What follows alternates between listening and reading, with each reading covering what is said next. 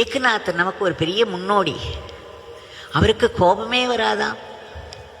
அவருக்கு எப்படியாவது கோபத்தை வரவழைக்க வேண்டும்.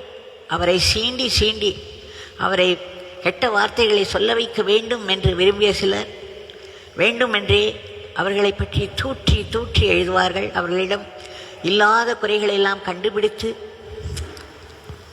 ஏதேதோ சொல்லிக் கொண்டிருந்தார்கள்.